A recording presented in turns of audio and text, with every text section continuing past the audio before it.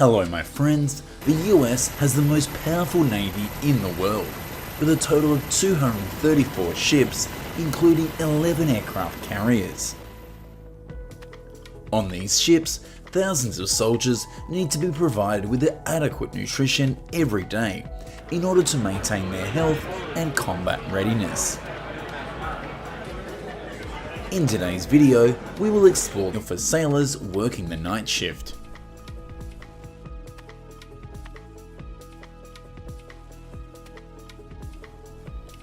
The work begins with menu planning.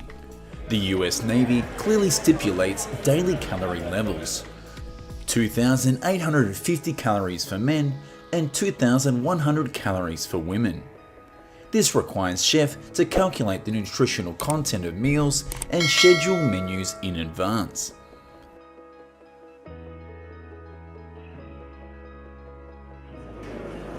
Cups of coffee, 160 gallons of milk, and 30 cases of cereal for just one deployment.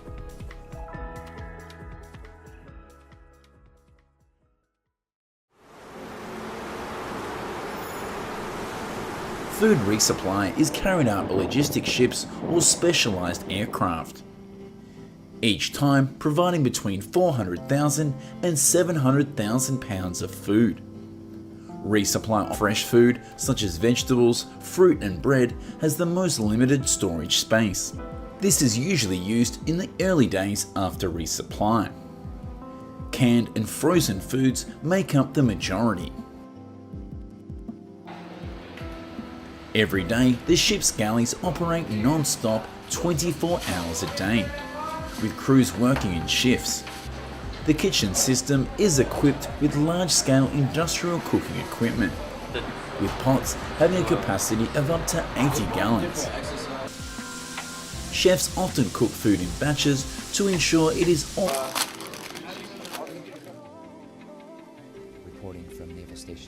The menu can include dishes such as beef, barbecue chicken, chicken noodle soup with tomato sauce, steamed vegetables, mashed potatoes and bread, enough to cater to the different tastes of thousands of sailors. As for the midnight meal, it is often a combination of leftovers from previous meals and some additional dishes.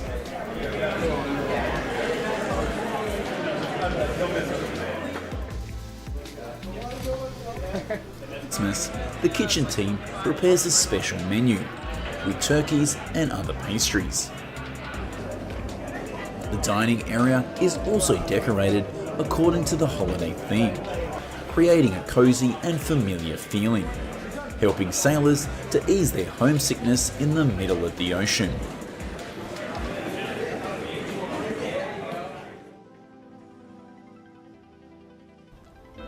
Aircraft carrier operations do not stop for meal times. The culinary team is also trained to respond to emergencies and are ready to adjust operations according to the demand of combat missions.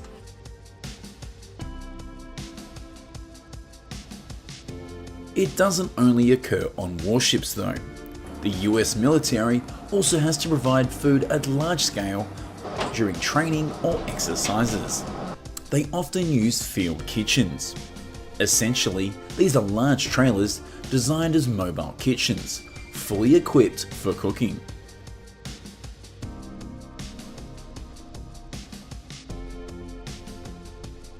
Such a number of people need to be served, multiple trailers are combined. For example, 4 mobile kitchen trailers can provide food for around 1,100 soldiers.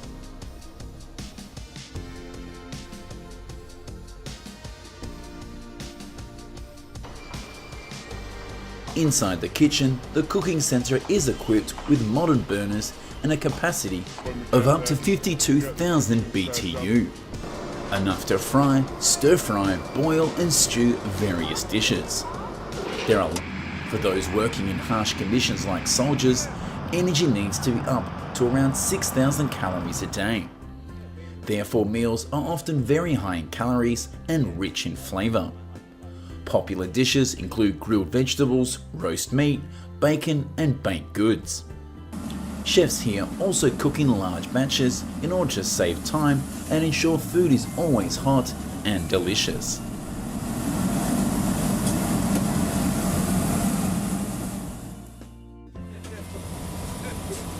Military chefs always try to provide at least 2 hot meals a day. At large-scale exercises, chefs start working from 2 AM and don't usually finish until after 9 PM. They need to work continuously to ensure no one misses a meal. Well, we do anything.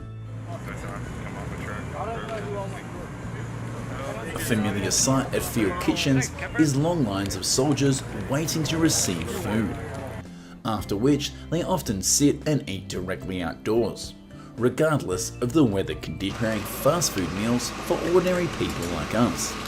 In South Korea, fast food meals, also known as dosurak, have become a familiar part of daily life, especially for busy office workers.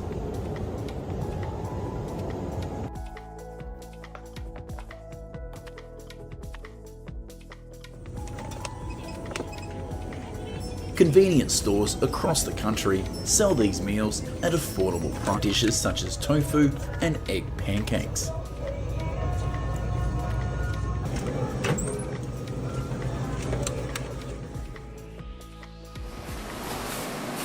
Behind these compact lunch boxes is a large-scale industrial chain. Every day, ready meal factories can supply more than 125,000 servings.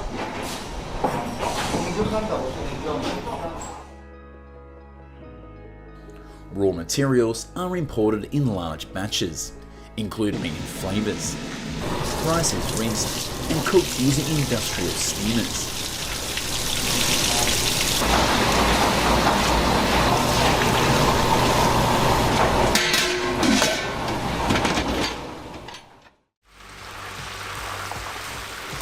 The dishes are prepared in oversized pots with a capacity of around 1,000 litres or 264 US gallons. This process, after cooking, the food is transferred to the packaging line. The boxes are vacuum sealed and labelled with complete information about ingredients, nutritional value, expiration date and a QR code.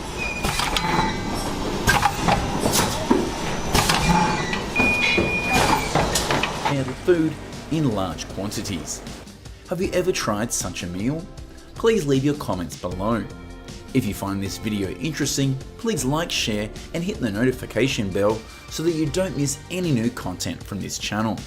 Thank you for watching, goodbye and see you in the next video.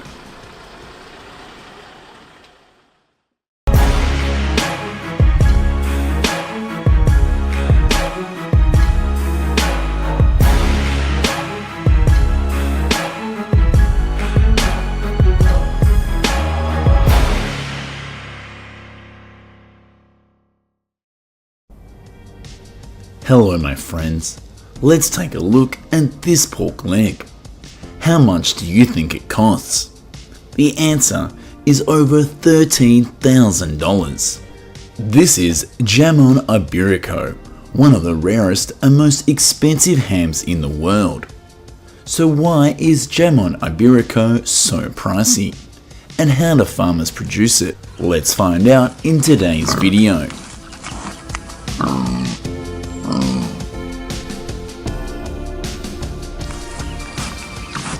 The pig herders accompany the herd daily, gently tapping the branches with a stick to make the acorns fall for the pigs to consume. In addition to acorns, the pigs also graze on grass and other wild plants growing in the fields.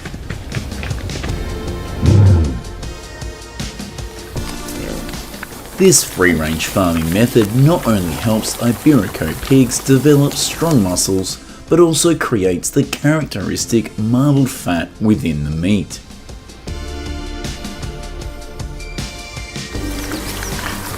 The most critical phase in an Iberico pig's life is called Montanera, which takes place in late October when the first rains ripen and drop the acorns. Each pig can consume up to 22 pounds of acorns daily. This period 90%. Salt is not just a seasoning. It also draws moisture from the meat and acts as a natural preservative. After curing, the legs are rinsed clean, hung upside down, and begin the resting phase. This stage lasts around 90 days, with the temperature gradually increasing from 35 to 42 degrees Fahrenheit and humidity decreasing from 90 to 75%.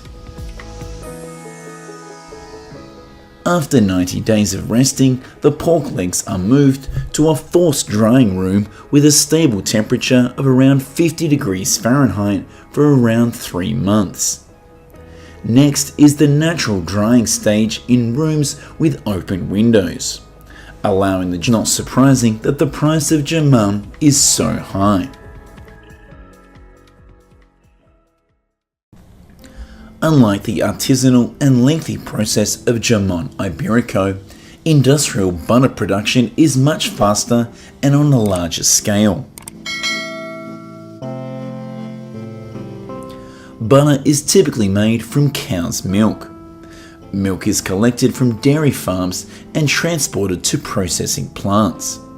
Before entering the production line, the milk is thoroughly checked for colour, consistency, and smell to ensure that it meets the required standards. After passing inspection, the milk is fed into a centrifuge. Here, raw milk is separated into 2 parts: butterfat cream, the thick, rich, pale white portion containing around 38% fat and skim milk, and the remaining low-fat portion. Butterfat cremation later on.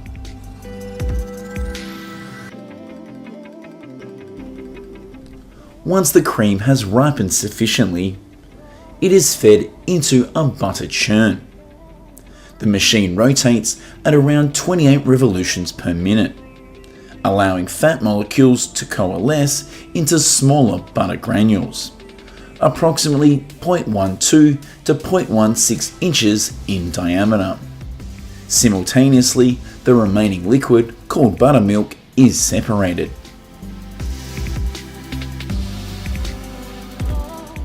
The butter granules are then washed with distilled water to remove any residual buttermilk and clean the flavour. In the next step, the butter granules are pressed and mixed thoroughly to form a smooth, uniform block of butter. At this August to mid-October, sweet corn fields enter their harvest season. Farmers typically use corn harvesting machine, with each machine capable of processing over 308,000 pounds of corn daily. Let's see how these harvesters work.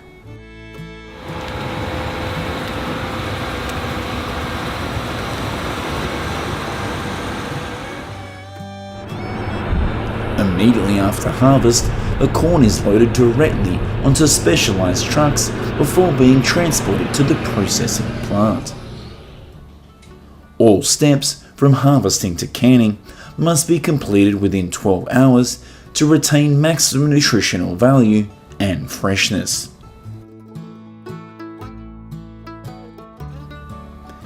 At the factory, the first batch of corn cobs undergo quality inspection. Once approved, the corn is fed into a production line to remove the husks and silks. The corn husks are then ground into animal feed or organic fertilizer. Standard kernels are then sent to the blanching tank, where they are immersed in boiling water for around 4 to 5 minutes at a temperature of 158 to 167 degrees Fahrenheit. Blanching helps deactivate natural enzymes, thereby preserving colour and flavour during storage. Immediately after, the corn is rapidly cooled in order to prevent overcooking. Next is the filling step. The corn kernels are fed into sterilized cans using a high-speed rotary filler, which can process up to 450 cans per minute. After the cans are filled with kernels, a solution of water, salt, sugar, and acidity regular are added. This solution enhances flavour, maintains freshness, and stabilizes quality.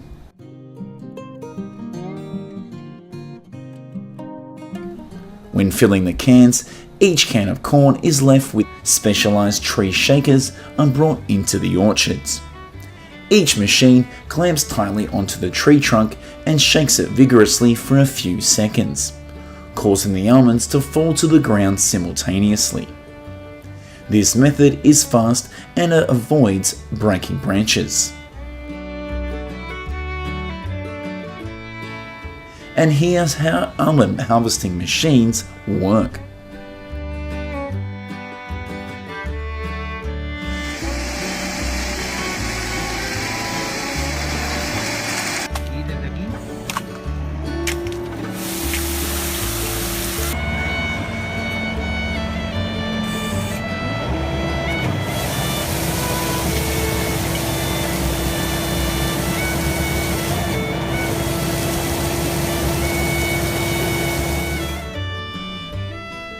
After the nuts fall, sweepers run along the rows of larger nuts which have higher commercial value to be separated.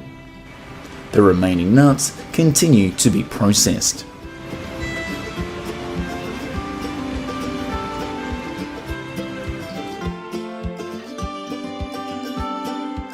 Workers manually inspect each nut to remove cracked or discoloured ones.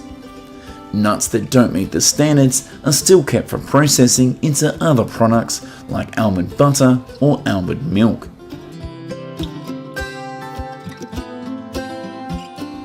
After sorting, the almonds are packaged into large boxes or containers.